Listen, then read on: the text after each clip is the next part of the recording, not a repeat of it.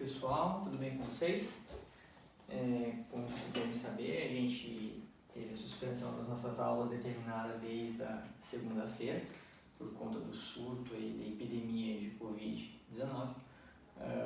Infelizmente, por conta disso, a gente se vê agora afastado da sala de aula e dos nossos encontros 2 vezes por semana, nas quintas e nas sextas-feiras. De qualquer forma, a ideia é que a gente consiga estreitar um pouco a nossa conversa, que nós possamos trocar uma ideia aí sobre alguns temas que são caros para o processo civil, para a nossa disciplina, especialmente os procedimentos especiais, e que a gente consiga de alguma forma aí, pelo menos manter o ritmo do nosso aprendizado, tá? Pretendo que a gente trabalhe ativamente com os textos que eu passei para vocês já no começo do semestre, tá legal? Que a gente faça algumas reflexões um pouco mais críticas, apesar da aula de hoje ser bem expositiva, que nas próximas a gente possa debater um pouco lá no fórum, tá legal? E eu vou fazer propostas para vocês ao longo desse final de semana e dos próximos dias também, porque provavelmente esse estado aí de suspensão deve permanecer por mais algum tempo, ok? E claro que a gente treine bastante também o nosso peticionamento. A turma de vocês tem ido muito bem nesse ponto, fiz o feedback lá de todo mundo que me mandou os textos, o pessoal ficou bem animado, me retornou bastante e-mail, então espero que vocês estejam gostando, que a gente possa continuar desse jeito, porque eu estou achando bem bacana. E claro, sugestões a gente fica sempre à disposição e à ordem, porque quem manda são vocês. Legal? Vamos para a aula de hoje então, pessoal, que é a aula de exigir contas, um procedimento assim como o anterior, que era a ação de consignação e pagamento, que faz parte do rito dos procedimentos especiais. Legal?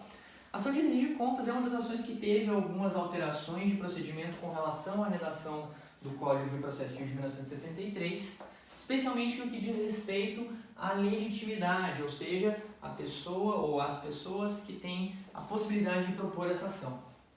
Enquanto no Código de Processo Civil de 1973, tanto o credor quanto o devedor, ou seja, tanto quem administrava quanto quem tinha administrado determinado bem, detinha a legitimidade para ingressar com essa ação, tanto que antes o nome dela não era apenas ação de exigir contas, como ação de prestar e exigir contas.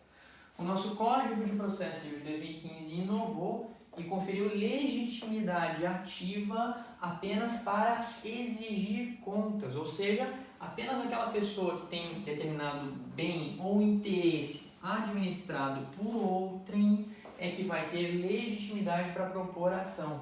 Aquela pessoa que administra bens ou interesses de outrem não vai ter legitimidade para propor a ação de exigir contas.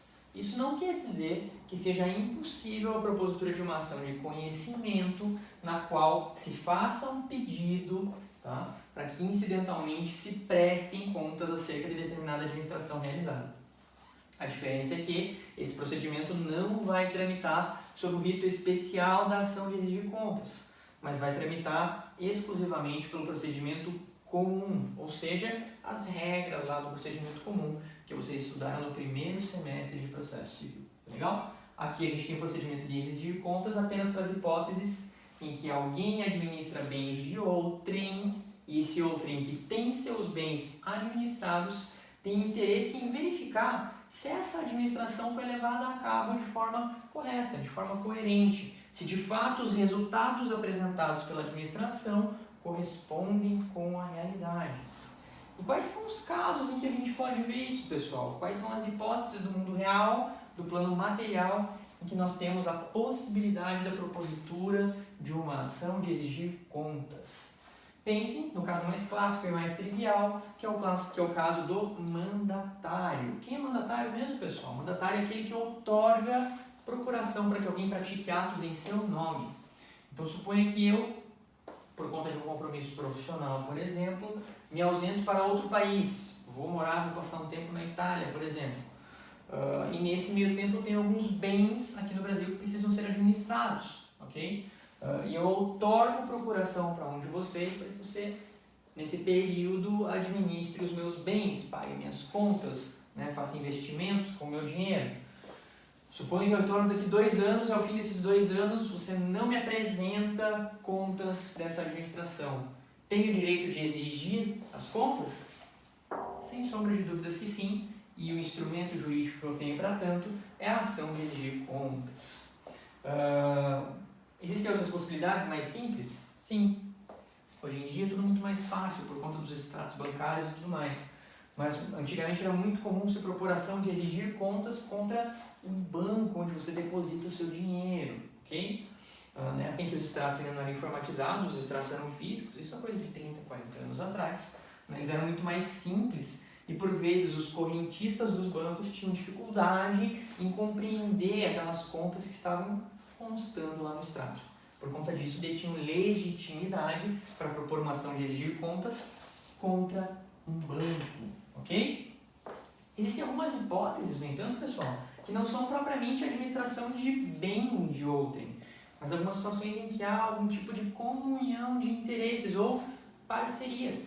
E o caso clássico aqui seria o caso da parceria agrícola. Então, suponha que um particular tem uma propriedade rural e outro particular tem capital. Tá? Suponha que esse que tem o capital deseja investir o seu capital e deposita lá 100 mil reais, por exemplo, nas mãos do possuidor, do proprietário dessa área, para que ele realize atividades agropastoris. Tá legal? Nesse caso, há uma parceria, estabelece lá que o rateio dos resultados dessa parceria agrícola vai ser de 50% para cada um. E ao se chegar no final, a pessoa que realizou o trabalho de campo e que teve o dinheiro, o capital depositado em seu nome, ela não apresenta conta, simplesmente apresenta o resultado lá, olha, está aqui, você fez jus a 50 mil reais. Okay? Mas não apresenta um relatório, as contas referentes àquela atividade empreendida por ambos. Nesse caso, existe a possibilidade de a pessoa que participou dessa parceria, injetando capital, requerer a prestação de contas por aquela parte que estava executando o trabalho, ok? Estava na lavoura, tá? Realizando o plantio e depois, na sequência, a colheita e a venda da atividade que eles decidiram realizar. Nesse caso, há também a possibilidade de propositura de ação de exigir contas, ok? Outro traço interessante e distintivo da ação de exigir contas, especialmente com relação ao processo de conhecimento, é que a ação de exigir contas, assim como várias outras dos procedimentos especiais, tem o caráter dito dúplice. E vocês se recordam do que é o caráter dúplice, pessoal? O caráter dúplice é a possibilidade de tanto o autor quanto o réu dessa ação ambos formularem pedidos ao longo da ação. E, mesmo formulando ambos formulando pedidos, não existe a necessidade de realização do Instituto da Reconvenção. Então, o réu, ao apresentar a sua contestação, ele pode apresentar as suas razões, os seus pedidos, e esses pedidos poderão ser providos pelo juiz, que ao proferir a sentença, em sendo acolhidos os pedidos formulados pelo réu, formará um título executivo. Então vejam que interessante, a ação tem caráter dúplice, porque a sentença proferida pode consubstanciar um título executivo tanto para o autor quanto para o réu. E em acatando os pedidos do réu, não necessariamente o fará por intermédio de uma reconvenção, mas por intermédio de uma simples contestação. Então, muito importante, caráter dúplice da sentença. Qual que é o objetivo da ação de exigir contas, pessoal? Por que o legitimado ativo propõe a ação de exigir contas? Por razões óbvias, né? A ação de exigir contas é proposta por conta da administração de bens ou de interesses, na hipótese de não ser apresentada uma conta para aquela administração. Em não sendo apresentada a conta, surge o interesse da parte autora de propor a ação. E aí o réu, por sua vez, na ação de exigir contas, vai poder eventualmente alegar que ou ele não tinha a necessidade de apresentar contas, ou que ele efetivamente já prestou as contas. E a gente vai ver mais para o final da aula que, em sendo formulado esse tipo de alegação, o juiz vai ter que verificar se as contas prestadas eram ou não eram adequadas ao fim que se pretendia. Okay? Então, o interesse reside na administração de bens. Interessante notar aqui que essa administração pode ser unilateral ou bilateral. O que isso quer dizer? Em alguns tipos de relação, somente vai ter interesse na exigência de contas uma das partes da relação. Ok? Seria o caso, por exemplo, do mandato. O mandatário vai ser a única pessoa que terá interesse, que terá legitimidade passiva para figurar no polo passivo dessa ação de exigir contas. Porque aquela pessoa que está exercendo a administração dos bens é apenas ela. Outra hipótese se dá no caso dos contratos bancários, por exemplo. Tanto o correntista quanto o banco, ambos têm interesse numa eventual ação de exigir contas. Tanto pode o correntista propor ação de exigir contas para que o banco forneça as informações, as contas necessárias com relação à administração dos bens, quanto pode o próprio banco propor ação de exigir contas em face do correntista, para que ele especifique as contas que foram prestadas. Ok? Muito interessante essa natureza bilateral da ação de exigir contas.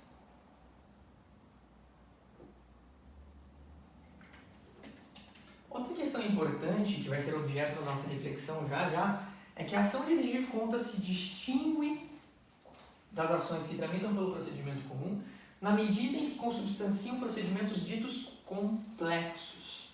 E por que são complexos os procedimentos nas ações de exigir contas? Porque nas ações de exigir contas o procedimento se divide em dois. E em alguns casos nós teremos duas decisões proferidas em dois momentos distintos. No primeiro momento, uma decisão que diz respeito ao dever ou não de prestar contas, se a parte que figura no polo passivo da demanda tem ou não o dever de prestar as contas que estão sendo pleiteadas pela parte autora.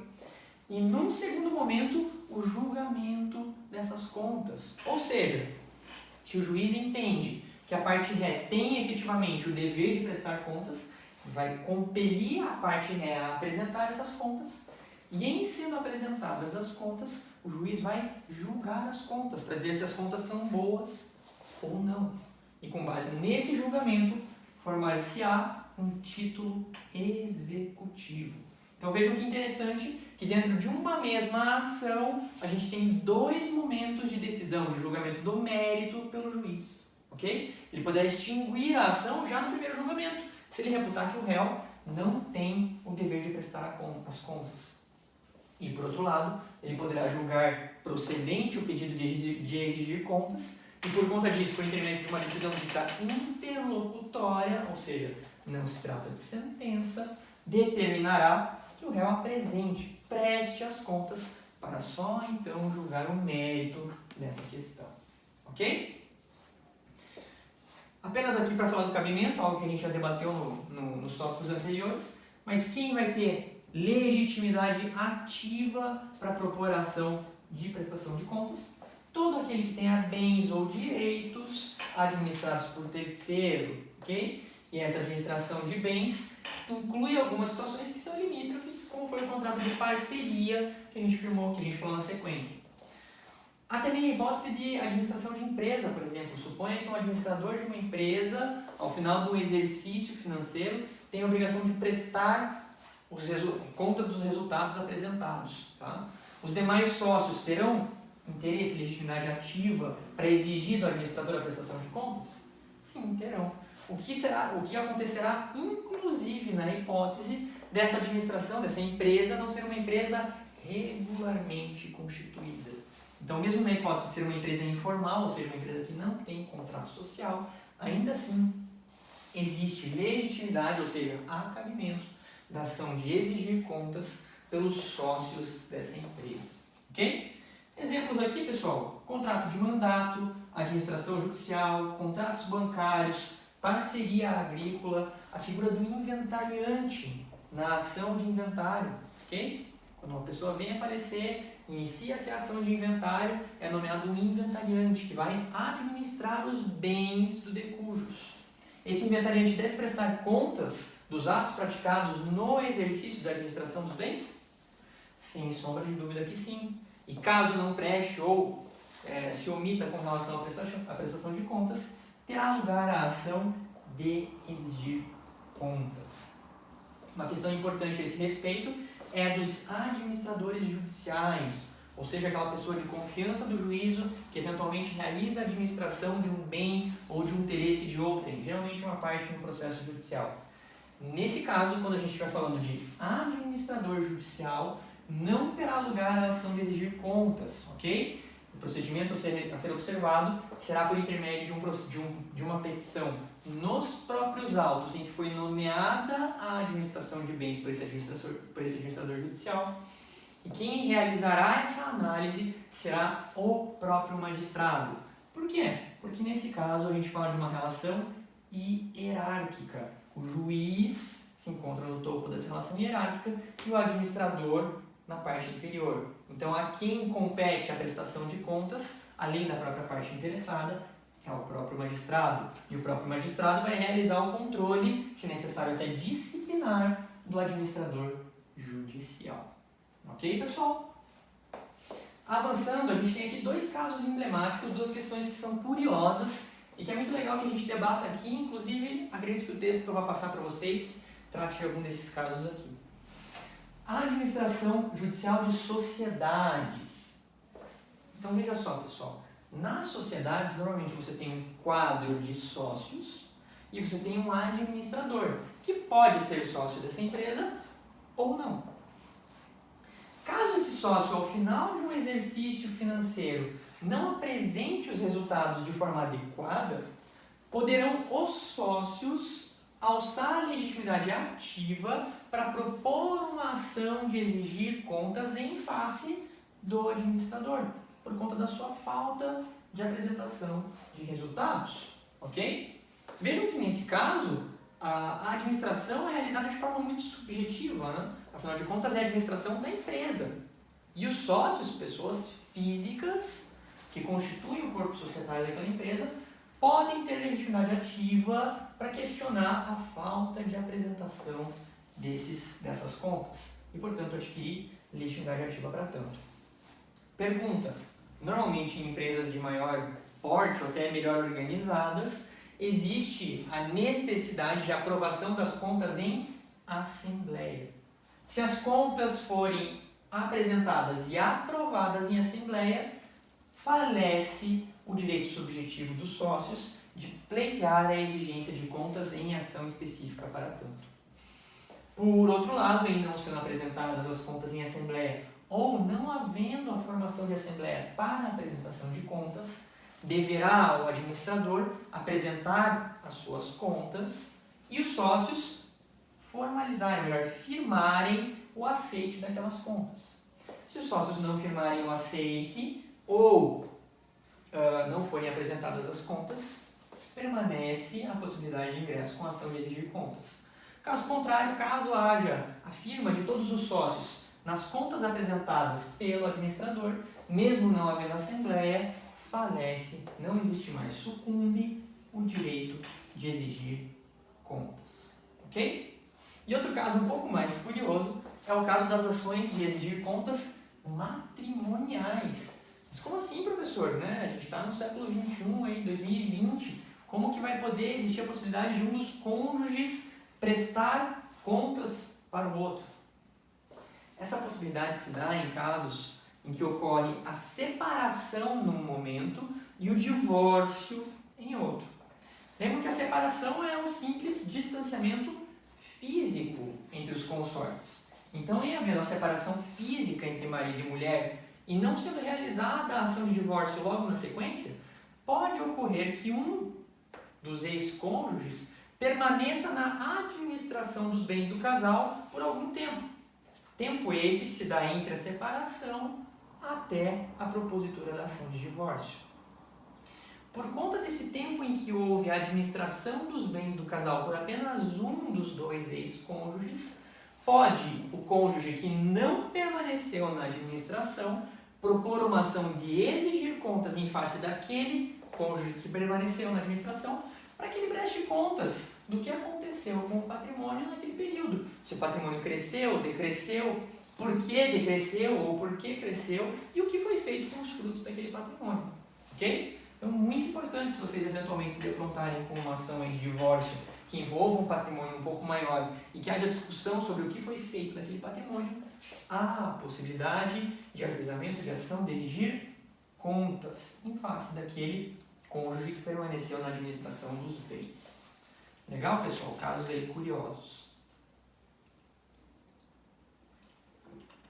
Por fim, nós temos que falar agora um pouco do procedimento, ou seja, de como irá tramitar a ação de exigir contas no Poder Judiciário. A primeira coisa que a gente tem que saber é que a ação de exigir contas se separa em duas fases. Na primeira fase, basicamente o que irá ser discutido é o dever ou não de se apresentar as contas por parte do réu, ok? Enquanto que na segunda fase, efetivamente será julgada ou serão julgadas as contas que forem apresentadas. Então, o autor, ao formular o seu pedido, ele deve demonstrar qual é a relação jurídica existente entre ele, autor, e o réu, e demonstrar que nessa relação existente entre as partes há a administração de algum bem ou de algum interesse. E, em decorrência da existência dessa administração, dessa relação entre as partes em que uma administra bem ou interesse de outra, ok? Haverá a obrigação dessa parte que administra de prestar contas. E que, por outro lado, não houve a apresentação de contas. Então vejam só, o autor tem que demonstrar a existência da relação e demonstrar que essa relação efetivamente demanda a prestação de contas e que, por fim, não houve a apresentação de contas. Ok? Em sendo apresentada a petição inicial pelo autor, o juiz irá conceder o prazo de 15 dias para que o réu apresente a sua contestação. E quais são as medidas cabíveis por parte do réu? O que o réu pode fazer no momento da contestação? 5 são as possibilidades por parte do réu, ok? A primeira possibilidade é simplesmente prestar as contas. Se o réu, diante da pretensão do autor de exigir contas, simplesmente apresenta as contas sem contestar o seu direito, ou melhor, o seu dever de prestar essas contas, não vai ser proferido nenhum tipo de decisão e passa-se automaticamente para a segunda fase. Ou seja, o autor apresenta a petição inicial, o réu não contesta, presta as contas. Tacitamente, o réu está admitindo que ele tem o dever de prestar contas e que ele não fez isso extrajudicialmente, portanto está fazendo judicialmente. Não se discute mais a respeito da obrigação de prestar contas e se anda diretamente para a segunda fase para se julgar essas contas, verificar se as contas são fiéis, são fidedignas, são boas ou se não são boas. Ok? Essa é a primeira hipótese. Lembrando, pessoal, que apenas nessa primeira hipótese a gente tem o trâmite integral da ação pelo procedimento especial da ação de exigir contas. Em todas as outras 4 hipóteses, por conta da atitude tomada pelo réu, a gente vai ter a conversão momentânea dessa ação para o procedimento comum. E apenas após a resolução, a gente vai voltar para a segunda fase, que é a fase de julgamento das contas. Ok? Quais são as outras possibilidades, pessoal? O réu pode, na sua manifestação, prestar as contas e ainda assim contestar. No entanto, nessa contestação, o réu vai apenas se manifestar sobre o seu dever de prestar contas. Na contestação, ele vai ter que dizer que ele não tinha o dever legal de prestar contas, seja porque a relação havida entre ele e o autor não confere esse direito ao autor, o direito de exigir contas, seja pelo fato dele já ter prestado aquelas contas extrajudicialmente, e por conta disso não ter mais a obrigação de apresentar essas contas. Qual que é a ideia nesse caso, pessoal? Pô, mas o réu está apresentando as contas e ainda assim está contestando. Qual que é a dele? A ideia nesse caso, pessoal, é que ao contestar e em conseguindo demonstrar que ele não tinha a obrigação de prestar as contas, ele vai se eximir dos ônus sucumbenciais. Ou seja, o réu não vai precisar pagar as custas processuais e os honorários advocatícios, porque ele não deu causa à propositura daquela ação. Por outro lado, caso o réu não se desincumba desse ônus, caso o juiz constate que efetivamente ele tinha o dever de prestar contas ou as contas que ele prestou extrajudicialmente não eram boas, nesse caso, ele deu ensejo à propositura da ação e, por conta disso, arcará com os ônus sucumbenciais. Ok? Então, após a apresentação de contas, o juiz irá proferir uma sentença, ok? Na qual ele reconhecerá ou não a obrigação de prestar contas. E só após essa sentença é que virá para a segunda fase. Ok? Qual que é a terceira hipótese, pessoal? Na terceira hipótese, a gente tem a revelia. Lembram do que é revelia? Tenho certeza de que sim. Revelia se dá na hipótese em que o réu permanece inerte, não apresenta resposta, tampouco apresenta as próprias contas.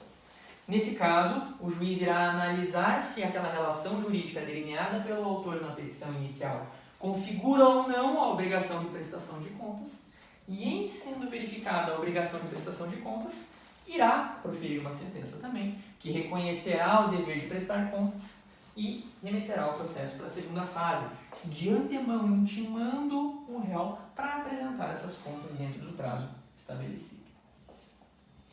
Pode acontecer ainda a possibilidade de o réu apresentar uma contestação negando a obrigação de prestar contas.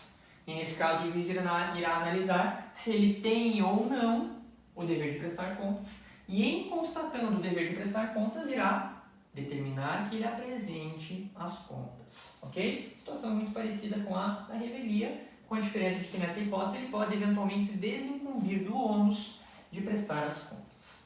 Ok? E por fim, pessoal, a gente tem a possibilidade de contestação negando a obrigação. Nesse caso, a gente vai ter a necessidade de análise por parte do juiz acerca da obrigação ou não de pagar, de prestar essas contas. Por fim, pessoal, a gente tem a segunda fase. E o que vai acontecer na segunda fase? Enquanto na primeira fase a gente discute única e exclusivamente a obrigação de prestar as contas, se o réu tem ou não o dever de prestar contas, na segunda fase nós vamos ter propriamente a análise das contas prestadas. E vejam aqui que em alguns dos casos a gente já teve a prestação de contas pelo réu, ou seja, o réu já apresentou contas, e em outros casos o réu ainda não prestou as contas. Muito que bem. Nos casos em que o réu não prestou as contas ainda, o primeiro ato que o juiz irá determinar em tendo reconhecido o dever de prestar contas é que o réu apresente essas contas. E o réu, dentro do prazo de 15 dias, irá se manifestar nos autos apresentando as contas. Pode, nesse caso, o réu ou apresentar ou não apresentar as contas. E em não havendo a apresentação de contas, vai ser aplicado um ônus gravíssimo ao réu. E qual ônus é esse? Ele perde a oportunidade de apresentação posterior das contas e o juiz vai determinar que o autor apresente as contas. Ou seja, o réu que permanece inerte na segunda fase do processo de exigir contas perderá a oportunidade de produzir essas contas e o autor é quem irá apresentar as contas de forma unilateral, cabendo ao réu mais nada com relação a isso. Ele não poderá impugnar as contas apresentadas pelo autor. Isso quer dizer que o juiz irá homologar as contas do autor, quaisquer que sejam elas? Não necessariamente. O juiz, diante das provas produzidas nos autos, poderá analisar as provas apresentadas pelo autor e ou homologá-las da forma como foram apresentadas, ou determinar ainda retificações para aquelas contas apresentadas. Ok? Então vejam que ônus grave é impingido ao réu que deixa de prestar contas quando intimado para tanto. Por outro lado, caso tenham sido apresentadas as contas lá no procedimento de primeira fase, ou o réu intimado para apresentar as contas efetivamente as apresente em juízo, será aberto um prazo de 15 dias para que o autor impugne essas contas, ou seja, aponte quais são os pontos daquelas contas com os quais ele não concorda, quais os pontos ele acha que estão equivocados, não correspondem com a realidade, configuram algum tipo de omissão ou fraude por parte do réu, ok? Feita a impugnação por parte do autor, o juiz irá analisar, pode eventualmente determinar a realização de prova pericial, audiência de instrução e julgamento, oitiva de testemunhas, mas enfim, irá analisar com uma cognição ampla as contas apresentadas, as impugnações realizadas e se aquelas contas correspondem ou não com a realidade. As contas apresentadas, ao final de todos os relatórios, terão a constância, a indicação de um saldo credor ou de um saldo devedor. Ok? e o saldo que constar dessas contas, em sendo essas contas aprovadas, consubstanciará um título executivo judicial. Ou seja, se as contas apresentadas pelo réu forem homologadas pelo juízo e essas contas apresentariam um crédito para a parte autora, a parte autora terá um título executivo judicial em seu favor. No entanto, pessoal, e isso é muito importante, caso as contas apresentadas pelo réu tenham um débito com relação à parte autora, essas contas também formarão um título executivo judicial. No entanto, esse título executivo judicial favorecerá a quem? Ao réu dessa ação. E é por isso que a gente diz que essa ação tem caráter dúplice, ou seja, ao final, com a homologação das contas apresentadas, tanto o autor pode ter um título executivo que lhe favorece, quanto o réu também pode ter um título executivo que lhe favorece. Ok, pessoal? Basicamente era isso que a gente tinha para falar por hoje. Tá? Vou passar um texto para vocês. Se já não temos um texto a respeito do tema lá no nosso AVA, vou passar um texto exatamente sobre esse tema e a gente tenta fazer uma açãozinha, um modelinho, versando, debatendo sobre esse assunto. E peço, pessoal, que todos façam, tá legal? Para que eu possa corrigir, passar um feedback bem fiel para vocês e a gente possa conseguir avançar nesse tema. Legal? Abraço a todos, desejo uma boa semana, um bom final de semana. Até mais.